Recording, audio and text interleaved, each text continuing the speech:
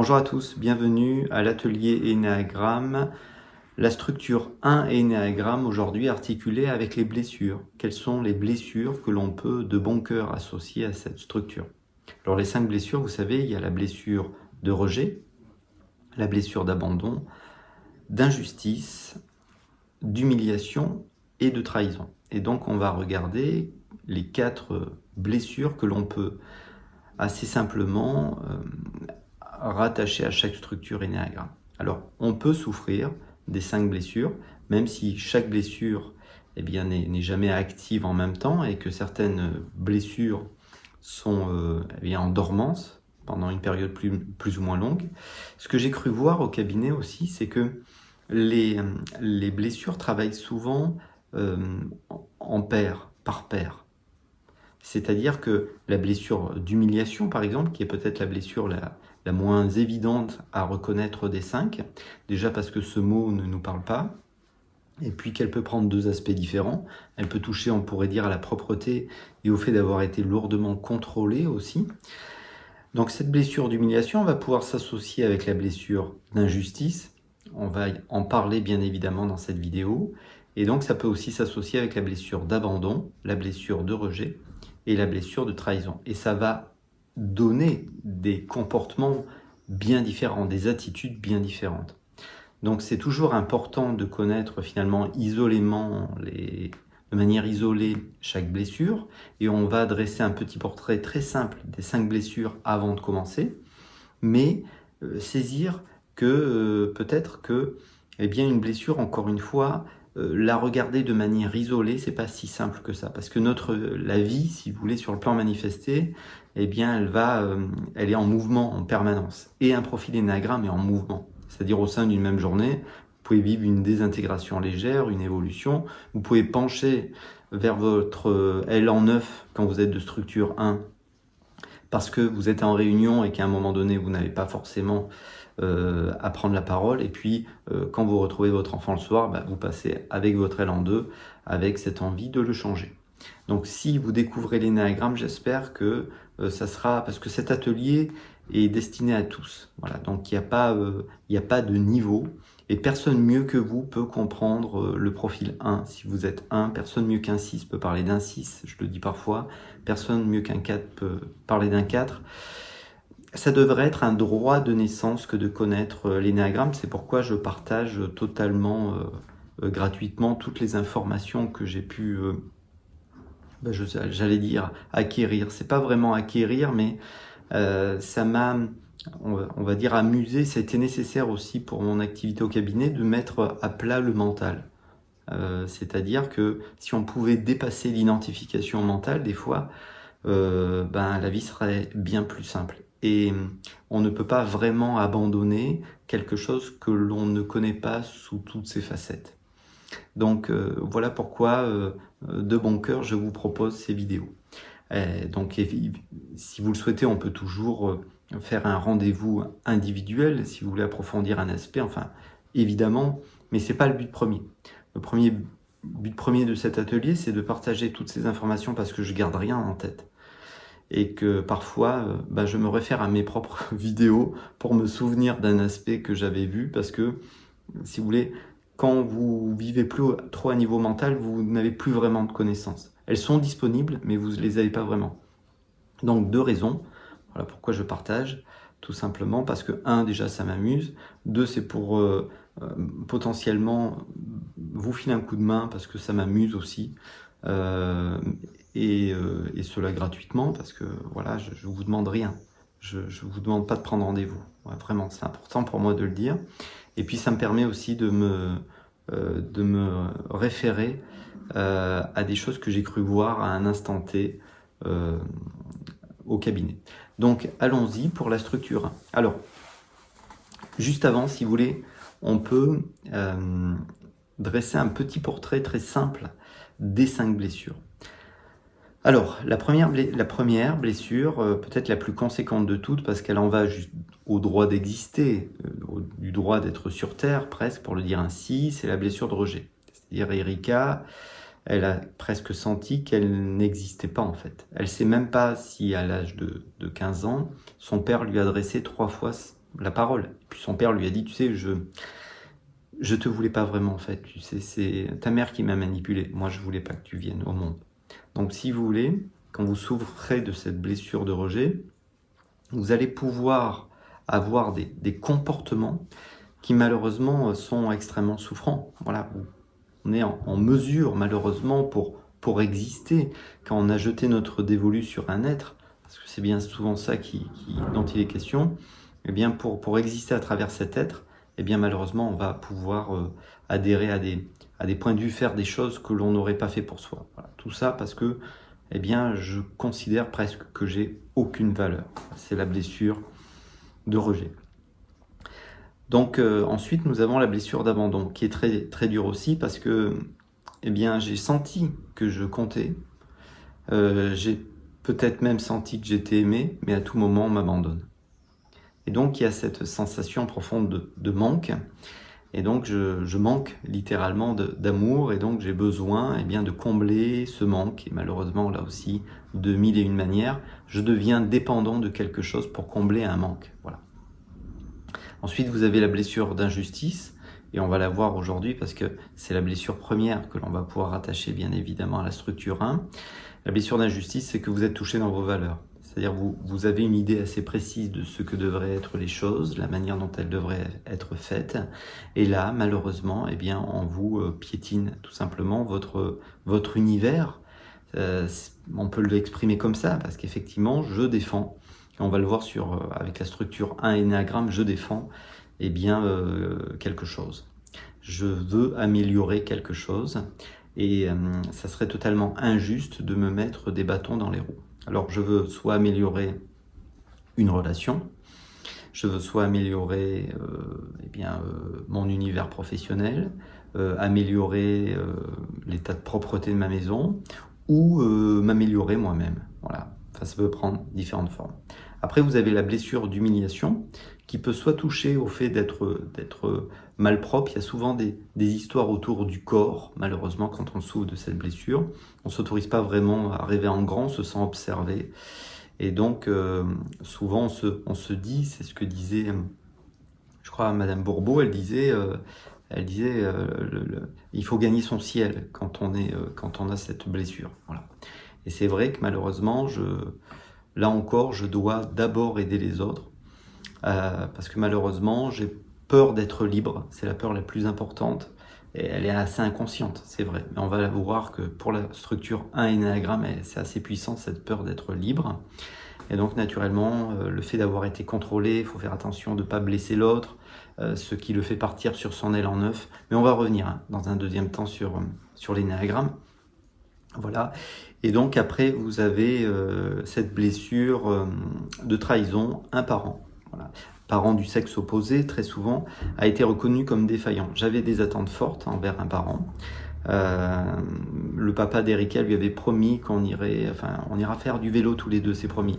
Laisse-moi juste finir ma journée de travail et puis après, on ira faire du vélo. Sauf que la journée de travail, malheureusement, ne se termine jamais tout à fait. Donc il y a une attente, et cette attente n'est pas respectée. Et donc, eh bien ensuite, malheureusement, comme ce parent est défaillant, moi je ne le serai pas.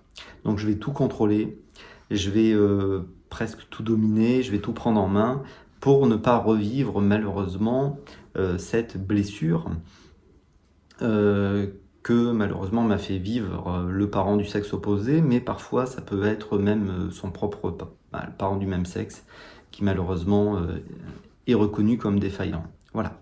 Donc voilà, avec un tout petit portrait très simple des 5 blessures.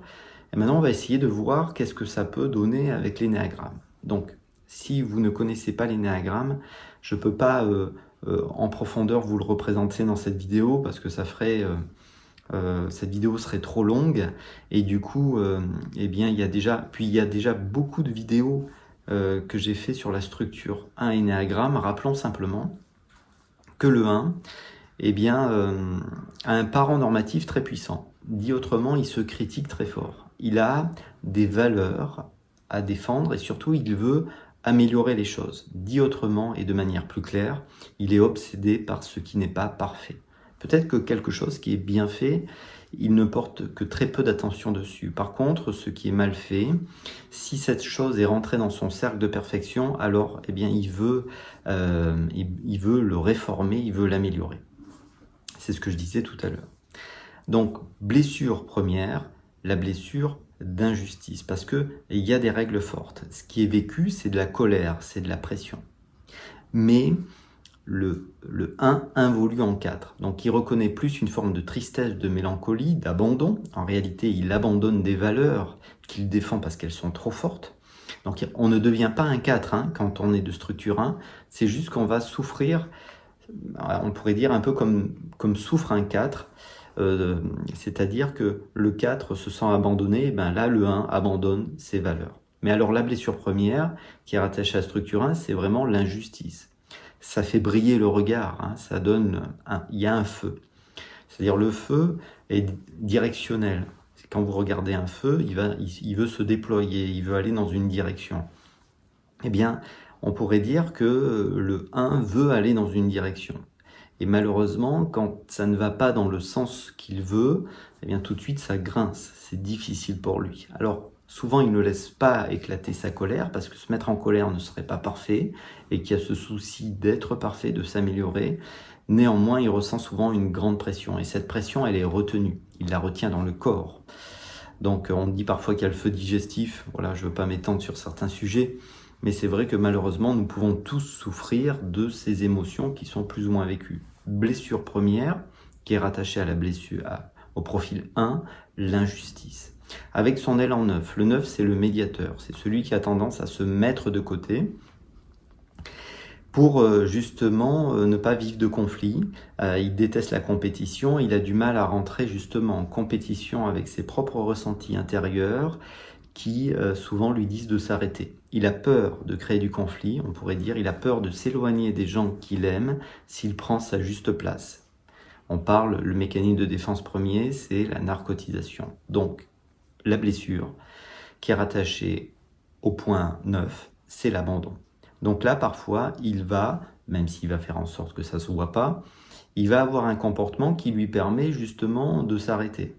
Parce que sinon, le 1 ne s'arrête jamais, parce qu'il y a toujours quelque chose d'autre à faire.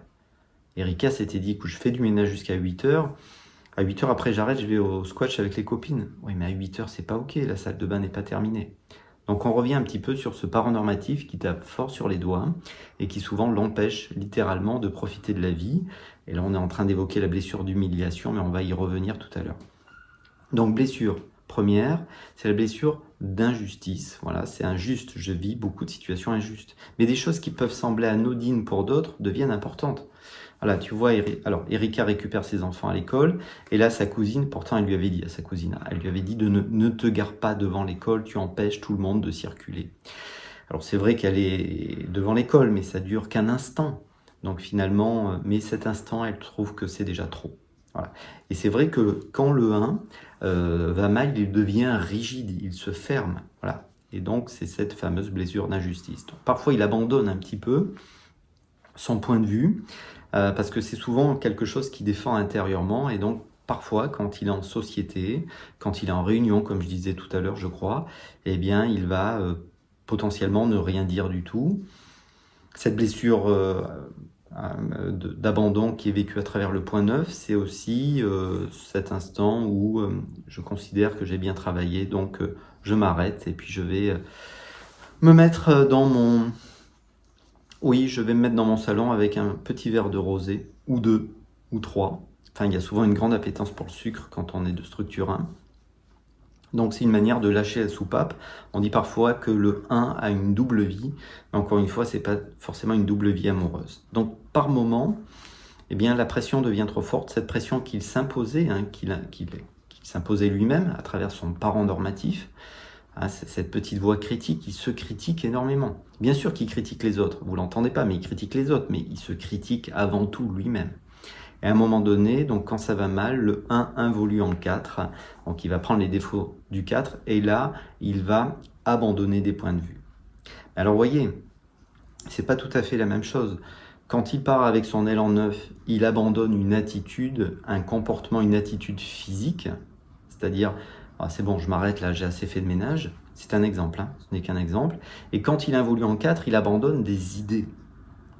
Donc comme il vit beaucoup à travers ses idées et ses valeurs, eh bien c'est comme s'il abandonnait quelque chose, c'est comme s'il s'abandonnait lui-même, alors qu'il n'abandonne qu'une idée. Voilà. Alors on va y revenir tout à l'heure parce que justement son chemin évolutif passe par justement l'abandon de certains aspects du parent normatif. On va y revenir. Donc on a vu son élan 9. Voilà. Avec son élan 2, il a tendance à vouloir aider les autres. Voilà. Et donc, naturellement, quand j'aide les autres, je devrais demander à l'autre « Qu'est-ce que tu veux pour toi ?» Sauf que là, c'est pas évident pour lui de demander qu'est-ce que réellement l'autre veut. Il veut bien aider l'autre à changer, mais dans le sens que lui voit la vie. Et donc, il a tendance à rejeter tout ce qui ne va pas dans son sens. C'est-à-dire, il veut bien aider, c'est aussi pour ça qu'il vit une grosse pression. Il veut bien être en lien avec les autres, mais il a tendance à rejeter les autres parce qu'il se rejette lui-même. À travers ce parent normatif, à travers ce critique, il se rejette lui-même. Donc, parfois, il voudrait être en lien avec les autres, alors que bien sûr, il aide parfois les autres, mais il rejette, on pourrait dire, tout ce qui ne va pas mentalement dans le sens de ce qu'il veut lui. J'espère que je suis assez clair. Donc, blessure de rejet à travers le point 2, naturellement. Donc, je rejette ce qui est différent de moi. Et on pourrait dire que malheureusement, c'est assez rigide quand il va mal. Le point 1, voilà, le perfectionniste rejette assez vite la différence, surtout sous stress, tant il défend des valeurs. Donc, tout petit résumé, à travers le point 1, injustice, le point 9, abandon, le point 2, le rejet. Quand il se désintègre en 4, de la même manière, on va pouvoir parler de l'abandon, mais c'est pas la même chose que pour le point 9. C'est-à-dire que le point 9, encore une fois, il va s'arrêter, s'autoriser à lâcher un petit peu la soupape d'action, parce qu'il est dans l'action. Hein. Potentiellement, il peut ne jamais s'arrêter. Là, quand il involue en 4, c'est différent, il abandonne des idées. Mais il s'en veut énormément d'abandonner ces idées, de ne pas avoir le courage de les poursuivre dans le temps. Il reste le point 7. Alors, le 7, vous savez, c'est l'épicurien. Et l'épicurien a une particularité, c'est qu'il sait assez vite abandonner quelque chose quand ça commence à le faire souffrir. Il vit beaucoup à niveau mental, lui aussi. Et donc, parfois, il imaginait un projet est presque plus séduisant que de le mener à bout, parce que le mener à bout, ça peut créer de l'organisation, de la souffrance. Donc il sait, on dit parfois, il en abuse malheureusement, parfois quand il va mal, il sait passer un petit peu d'un projet à un autre, il aboutit jamais tout à fait rien. Enfin, quand il va pas bien. Le point 7. Hein. Et donc quand le 1 va prendre les qualités du point 7, et bien simplement, il va s'autoriser à remettre en question ces fameuses pensées qui sont trop enfermantes. Ce parent normatif, alors le parent normatif, vous savez, c'est le travail d'Eric Berne, c'est un psychiatre qui à un moment définit les états du moi, mais là aussi, je vous laisse aller voir la vidéo si ça vous intéresse. Donc, quand il va regagner le point 7, ce qu'il va vivre, eh bien, il va se confronter à sa blessure d'humiliation. Je l'évoquais tout à l'heure, la blessure d'humiliation, c'est que j'ai enregistré dans la vie que je débordais, je pouvais déborder, que si je profitais de la vie, je risquais de blesser les autres. Donc, il y a de la honte qui tourne autour du plaisir. Je culpabilise à l'idée de prendre du plaisir. Ce n'est peut-être pas du tout le cas du 7, qui d'ailleurs involue en 1 et qui va lui structurer son plaisir, et ça va le faire souffrir, ce qui est dramatique parce que d'une certaine manière, c'est tout sauf ce qu'il voulait. Là, c'est différent. Le 1, quand il va commencer à gagner le point 7, il va se confronter à de la honte de se rendre une vie plus légère. Parce que c'est bien ça dont il est question, c'est bien ça la problématique, c'est qu'il considère que la vie est sérieuse. Et que comme la vie est sérieuse, on profite de la vie quand on a fini son travail. Donc cette blessure d'humiliation, bien malheureusement, il a souvent besoin de se justifier, il ne s'autorise pas à rêver en grand. Quand il achète quelque chose, il a vite peur de s'être trompé, de ne pas avoir eu assez de temps pour choisir finalement ce qu'il voulait, ce qui était bon pour lui. Enfin voilà, beaucoup de choses vont se jouer à niveau mental quand il va aller sur le chemin évolutif. J'en profite pour dire quelque chose qui concerne les 9 profils énéagrammes. Si la désintégration est délicate et difficile, l'intégration l'est tout autant. Parce que ça nous fait sortir de notre zone de confort. Et ce n'est jamais agréable de sortir de la zone de confort. Donc c'est important à un moment donné de regarder finalement où j'en suis.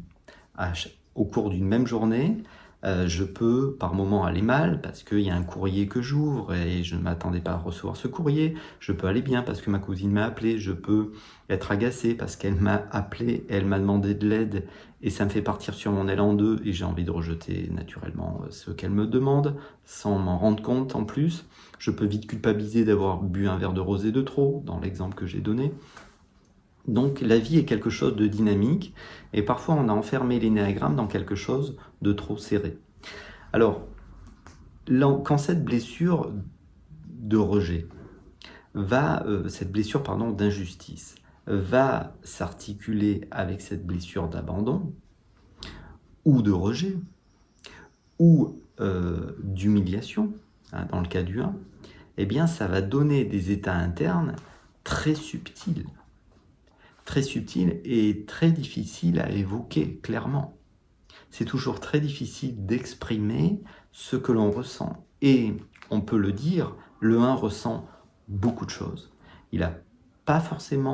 C'est pas forcément facile pour lui d'exprimer ce qu'il ressent, mais il ressent beaucoup de choses et il est très sensible. On le dit jamais assez, il est très sensible parce qu'il involue en 4. On dit parfois que le 4 est l'artiste.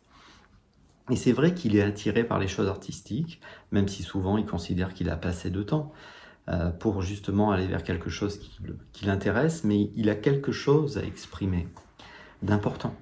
Il a des souffrances à exprimer, et avec les mots, c'est souvent très, très limité. Bon, c'est très limité d'exprimer finalement ce que nous sommes, et c'est aussi le but de cet atelier, puisque cet atelier nous amène, mais ce n'est qu'un chemin, c'est une proposition, il n'y a aucune obligation, de dépasser l'énéagramme pour aller vers le soi, se reconnaître comme étant le soi, tout simplement. Et c'est un tel choc de reconnaître ce que nous sommes que souvent nous préférons vivre à niveau mental et il n'y a aucune obligation, il n'y a aucun niveau. Et si c'est juste l'énéagramme qui vous intéresse, c'est parfait, personne ne vous demande rien de toute manière. Ici s'arrête cette petite causerie, prenez soin de vous, peut-être, à bientôt, au revoir.